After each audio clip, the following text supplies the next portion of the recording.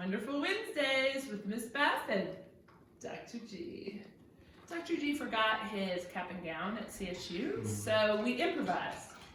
So he has on a lovely bathrobe, which I know you've seen before because last month I wore the bathrobe. And he's got a shout out to CSU right here. Pom-pom hat.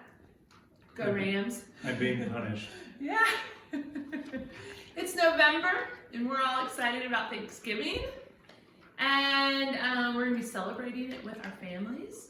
And so we decided to reflect back to the first Thanksgiving with the Pilgrims and the Native Americans and life in Massachusetts. Well, guess what? They had to get here, those Pilgrims did, and they didn't come on a longboard, they didn't paddle a kayak, and they didn't ride in a Jeep. They came over on the Mayflower. So Dr. G is going to tell us what it was like, I don't think it was a Disney cruise, to come over from England to the New America.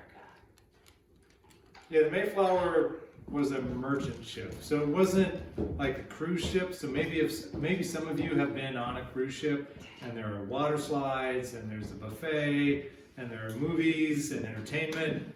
No, you didn't have any of that on the Mayflower. The Pilgrims were people who wanted to escape from England because they believed in a different form of Christianity, and so they were dissenters.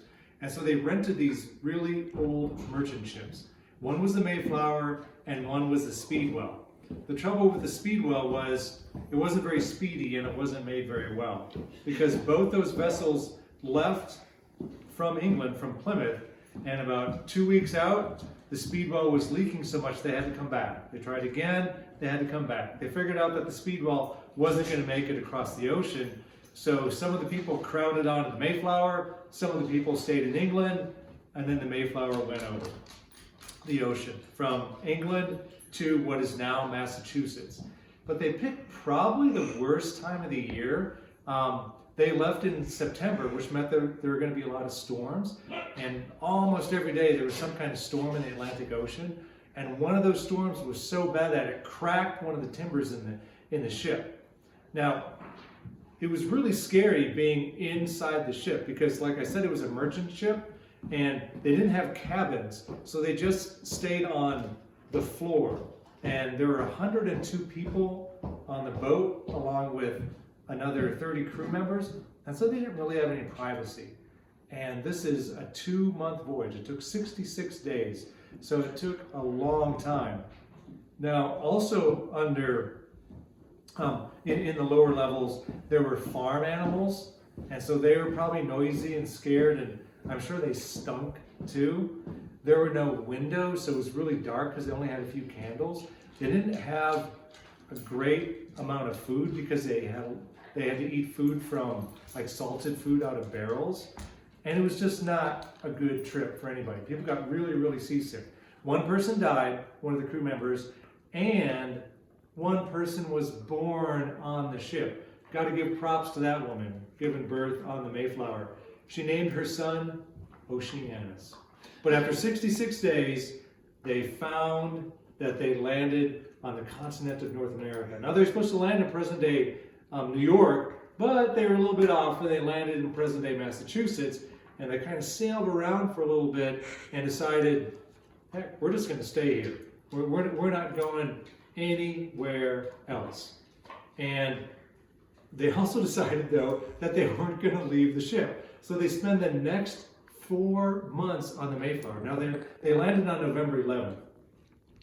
And they spent the next 4 months getting off the ship, going on land and building houses, and then going back on the ship. You know, because this is winter in Massachusetts, so it was cold and it was snowy, and they couldn't grow any crops, and they couldn't pluck any apples from the trees. And so over that first winter, half of the people died.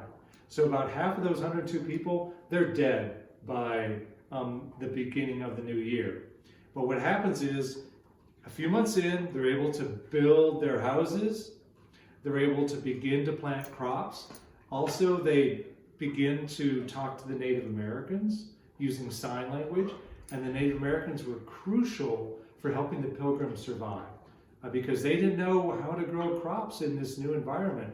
So a couple Native Americans showed them how to especially grow corn and where to fish and some things like that. So by the end of the 1 year, there were still about 50 pilgrims left, and they decided to have a big feast sometime in November. We don't know when it happened. By that time, there were only about 30 pilgrims left, so 2/3 of them have died. Not really good odds. And about 100 Native Americans came to this feast that we know is the first Thanksgiving. Now, maybe at your Thanksgiving you have turkey, and you might have dressing, and you might have pumpkin pie. No, they didn't have anything like that at this feast. They had deer, and they had corn, and they had berries. And the feast lasted about 3 days. But after that, the pilgrims were thankful that they survived. And really the only reason that they continued to survive was that more people came over from England to what became Massachusetts. And they eventually were able to establish farms and have a colony that began to grow on its own. So that's kind of the story of the first pilgrims. They weren't the first Europeans to come to North America, but they were the first Europeans to come to that part of the country. Can you imagine coming over on a ship where you're sleeping next to a cow? I could make a joke about that, but I No, won't. don't. Hey, you guys. Sorry, Dr. G. We got some books right here about the Plymouth colony and the Massachusetts colony, which is the same thing. Plymouth is in Massachusetts. And we also have a book about the voyage over on the Mayflower. And guess what?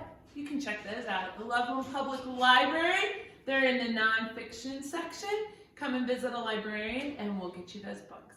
Thanks for joining in and happy Thanksgiving! Bye.